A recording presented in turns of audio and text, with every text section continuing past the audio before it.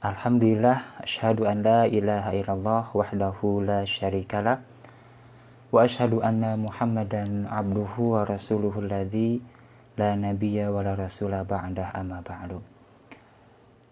Bartamania, apa kabar di hari ini? Mudah-mudahan dalam keadaan sehat dan afiat dan tetap produktif dengan kebaikan-kebaikan dan amalan sholihan mutakabbalan. Semoga saum kita yang telah kita laksanakan menjadi saum yang berkualitas, saum yang bisa mengantarkan kita kepada derajat ketakwaan sebagai sebuah tujuan utama saum, yaitu la'allakum tattaqun. Dan ketakwaan ini jika sudah kita miliki akan menjadi tiket VIP untuk mendapatkan surga, karena surga itu uiddat lil muttaqin. Dan satu di antara karakter takwa yang harus kita miliki itu adalah kita berhati-hati dalam segala urusan, terutama urusan ukhrawi atau urusan keagamaan. Ja'lun nafsi fi wiqayatin mimma yu'thimu. Takwa adalah menjadikan diri kita senantiasa berada dalam proteksi, perlindungan dari hal-hal yang berakibat dosa. Hari ini kita akan menyampaikan sebuah tema yang mudah-mudahan bisa kita terapkan barangkali ya, bahwa semua iri itu dilarang. Ya, sikap iri atau bahasa hadis itu hasud itu dilarang oleh Rasulullah SAW. Artinya haram orang iri. Apa itu iri atau hasud? Itu adalah keinginan seseorang untuk menghilangkan nikmat orang lain, gitu. Dalam bahasa Agim, susah melihat orang lain senang, senang melihat orang lain susah. Itu orang yang iri. Nah, ternyata ada iri yang dibolehkan oleh Rasulullah SAW. Makanya, la hasada illa fitnatain. Tidak boleh iri kecuali dalam dua hal. Yang pertama adalah rajulun atahullahu malan fasulita ala halakatihi fil haqq, wa rajulun atahullahu al-hikmah fahuwa yaqdi biha wa yu'allimuha. Tidak boleh iri kecuali pada dua hal. Pertama, pada orang yang Allah anugerahkan harta, kemudian hartanya dia gunakan dalam kebaikan. Hartanya dia habiskan dalam kebaikan. Dan kepada orang yang Allah anugerahkan ilmu, kemudian dia mengamalkannya dan dia kemudian mengajarkannya. Nah, ini kata Rasulullah, iri yang dibolehkan. Dalam bahasa yang lain, iri yang boleh itu adalah namanya ghibthah. Ya, iri yang tidak tercela. Namun poin pentingnya adalah ada di mana irinya, makanya ya. Apakah pada kepemilikan asetnya saja gitu? Apakah iri pada prestisenya saja, sampai orang kaya, oh dia terhormat gitu? Dia punya aset yang cukup banyak, dia senang hidupnya, atau itu ataukah yang lainnya, makanya? Ternyata oleh Nabi disifati orang kaya yang boleh kita jadikan sebagai objek iri itu adalah orang-orang yang fasulita ala halakatihi fil haq, yang hartanya dia gunakan, dihabiskan hanya dalam hak atau kebaikan atau kebenaran, gitu. Maka lihat hari ini, kalau ada orang-orang yang kaya raya, kemudian orang tersebut dermawan, berbagi pada orang lain, sedekah, infak. Kalau zakat sudah pasti ya, zakat mah gitu ya, Dia infak digeber, dia sedekah, orang fakir miskin dia kemudian biayai. Muncullah kita iri. Masya Allah, Pak Haji anu manya teh benghar, kemudian dia soleh, kemudian dia juga dermawan. Nah, kalau kita iri pada orang tersebut dengan iri objeknya adalah karena dia berbaginya itu, amal dengan hartanya itu, maka itu iri yang dibolehkan. Kalau iri yang sifatnya hanya duniawi saja, kayak kawas batu, pengen kayak orang lain, ya punya harta banyak, mau kemana-mana gampang, mau apapun gampang, tinggal gesek gitu ya, tinggal transfer dan sebagainya. Nah, iri di sini hati-hati, irinya bisa termasuk iri yang dilarang, iri yang diharamkan oleh Rasulullah SAW. Maka letak poinnya adalah bukan pada hartanya yang melimpah. Letak poinnya adalah pada sikap orang kayanya itu. Sikap dia pada hartanya. Diapain si harta dia? Digunakan untuk apa sih hartanya? Nah, kita harus memahami makanya karena proses dia untuk jadi orang yang kaya kan gak seperti yang kita bayangkan mudah, enggak. Kan orang taunya, wah dia senang, dia kaya, kan gitu taunya. Taunya lihat di hasilnya saja. Tahu nggak bagaimana prosesnya? Tahu nggak bagaimana dia kemudian membangun kekayaannya? Nah, orang cenderung irinya pada permukaan saja. Gitu ya, seperti itu. Ini iri yang dilarang kalau pada urusan-urusan duniawi. Nah, kalau kita irinya bukan pada hartanya, tapi pada sikap beliau dengan hartanya, pada amalan beliau dengan amal hartanya, nah itu iri yang dibolehkan. Maknanya adalah membangun motivasi, ya, membangun dorongan agar kita bisa berjuang, bisa beramal dengan harta juga. Apakah setelah hasud atau setelah iri ini kemudian kita diam? Tidak.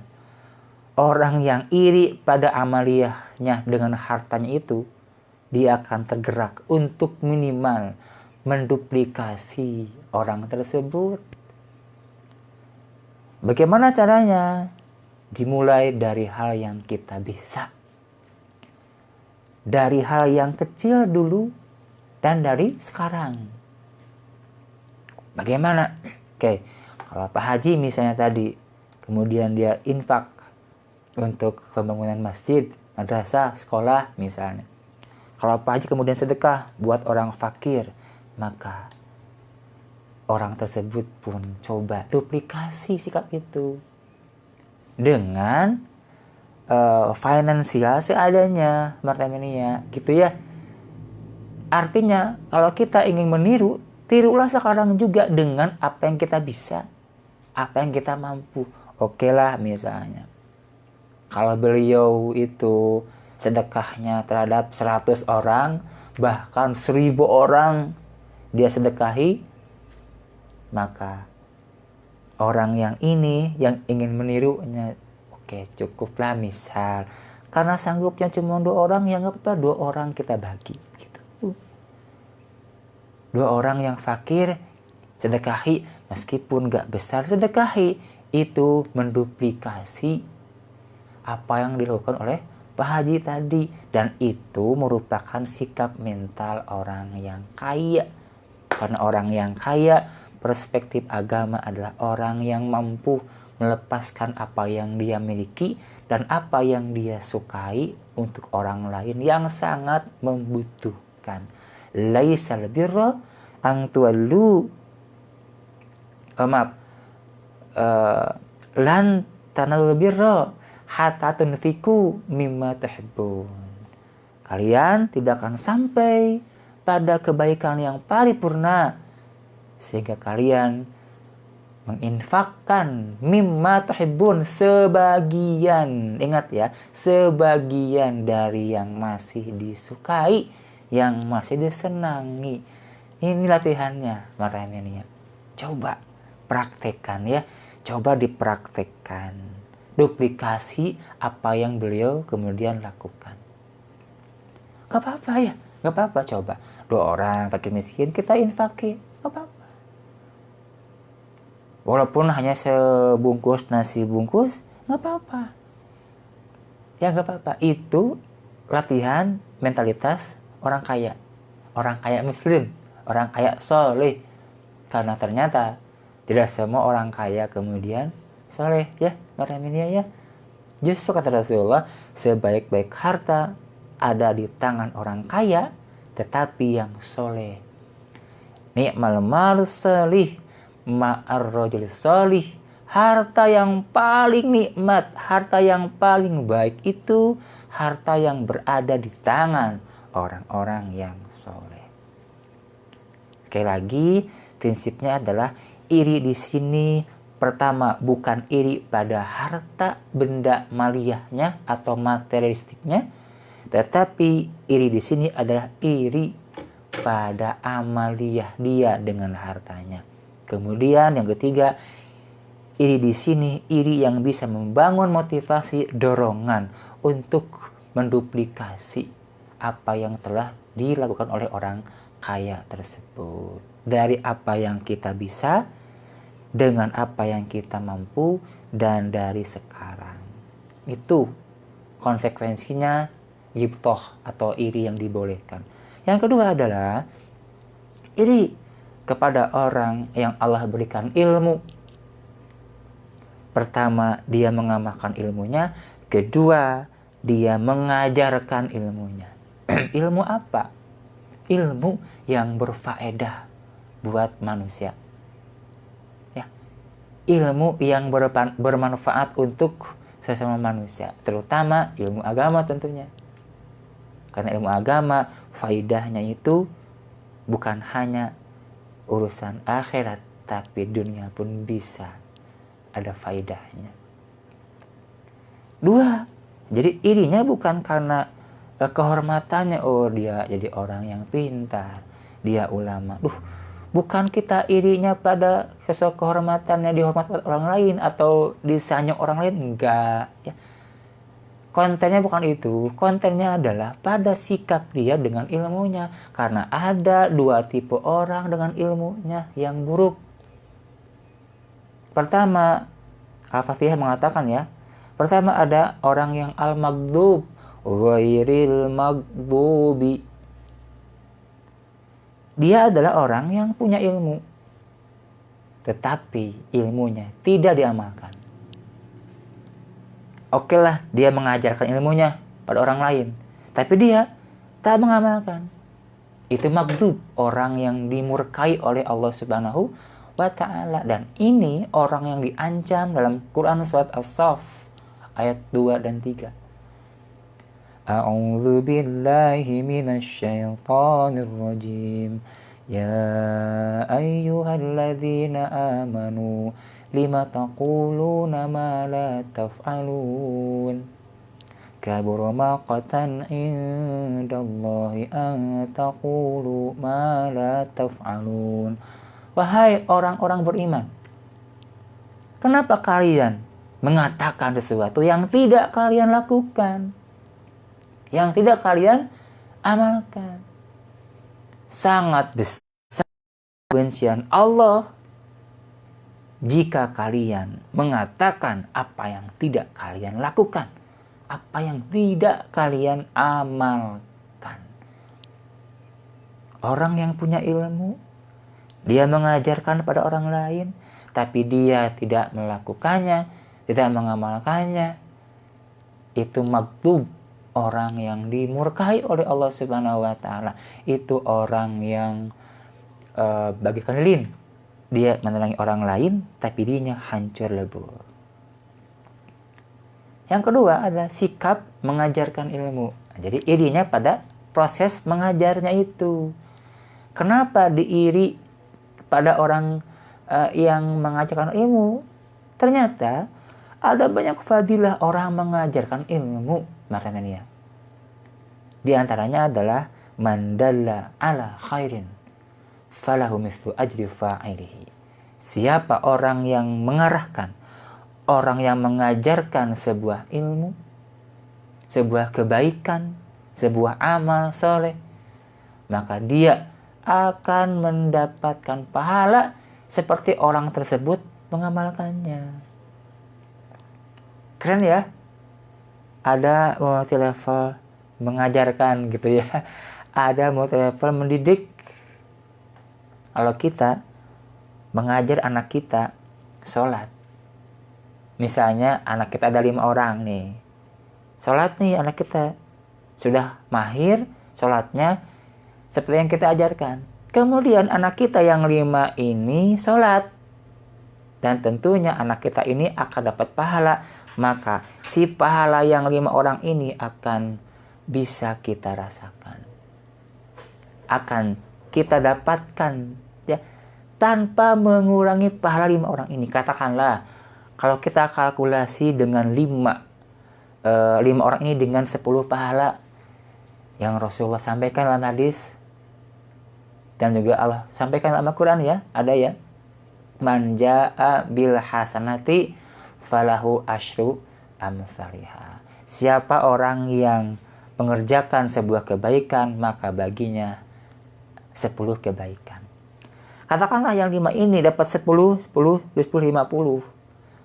Maka kita akan dapat dari si A 10, si B 10 sampai si E 10. Artinya sekali sholat anak kita yang 5 ini, kita dapat 50 pahala. Bayangkan. Totalnya berapa? 60 ya. Kita 10 dari anak 50, 60.